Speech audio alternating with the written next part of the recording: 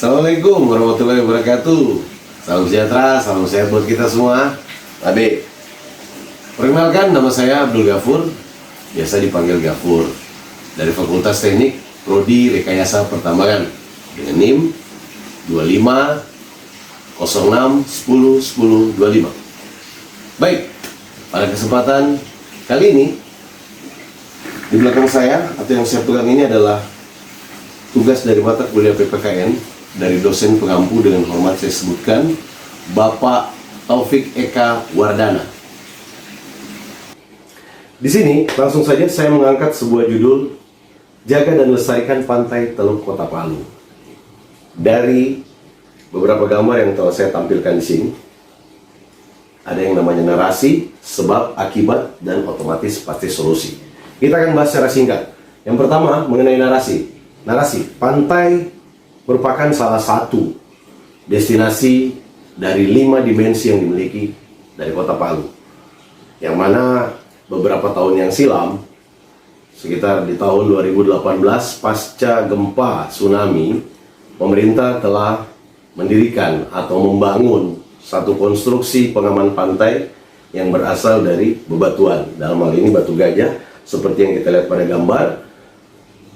Namun sayangnya, dengan adanya fasilitas ini yang harusnya mampu berfungsi untuk seperti yang dibangun oleh pemerintah, yaitu bangun pantai, di satu sisi tempat ini menjadi tempat nongkrong bagi para warga Palu, misalnya di sore hari maupun di malam hari, bahkan di pagi hari pun. Namun sayangnya mereka tidak memperhatikan bahwa makanan atau sisa makanan, sampah-sampah mereka biarkan terbuang di dalam celah-celah bebatuan ini. Inilah masalah. Ya, baik.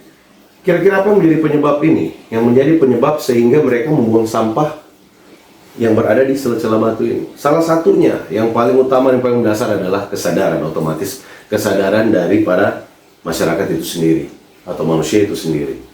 Yang mana apabila kita pasti menyadari jika kita membawa sampah, kita pasti akan membuang sampah itu pada tempat. Kurang tersedianya fasilitas tempat sampah ya yang berada di sekitaran Teluk Kota Palu. Kalaupun ada, itu kurang memadai, karena biasanya sampah tersebut sudah full tapi tidak diangkat oleh pihak yang bersangkutan. Dalam hal ini misalnya, mohon maaf, dari Dinas Lingkungan Hidup Kota Palu.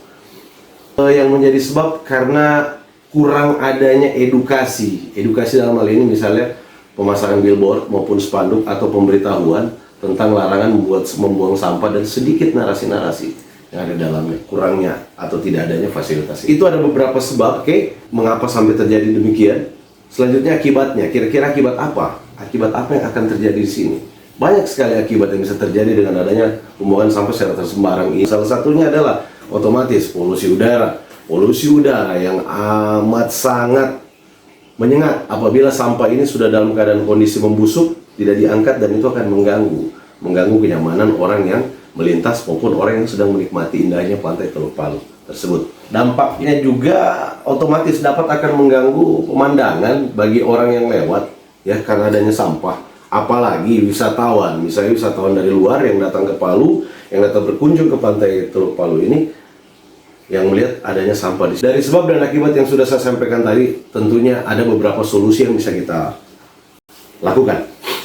Solusi yang pertama adalah mendirikan billboard atau pemberitahuan mengenai papan nama, papan pemberitahuan dilarang pembuangan sampah secara sembarangan, terlebih di celah-celah bebatuan tadi. Edukatif memberikan kepada masyarakat. Kemudian ketersediaan tempat-tempat sampah yang memadai, Jadi dari beberapa titik yang berada di pantai Teluk Kota Palu itu perlu adanya penambahan tempat sampah yang lebih memadai. Otomatis solusinya dengan tadi, secara berkesinambungan dan kelanjutan, Dinas Lingkungan Hidup harus kembali mengumpulkan sampah-sampah tersebut apabila telah penuh dari tempat sampahnya. Yang terakhir, yang seperti sudah ada di gambar, ini kita bisa mengajak para komunitas pencinta kebersihan. Salah satunya yang seperti ada di gambar ini dari beberapa komunitas yang ada di Palu bergabung. Salah satunya adalah komunitas Posupi, yang bergabung dengan komunitas pencinta kebersihan lainnya. Malah ini ada sampai yang dari Bali. Mereka datang untuk bersamai kita membersihkan celah-celah sampah yang berada di celah bebatuan tersebut.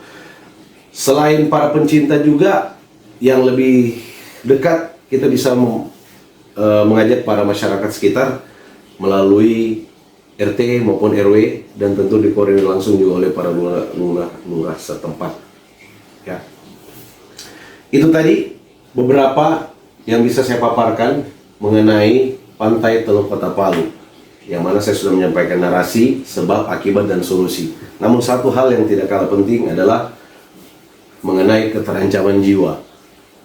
Di Pantai Teluk Palu juga kami terdapat buaya yang sampai saat ini itu yang menjadi fenomenal, yang menjadi bahan pembicaraan sahabat saat ini.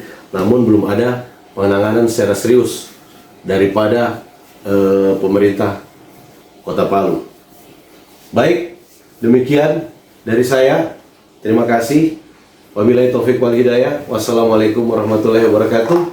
Sogong puasi tabe.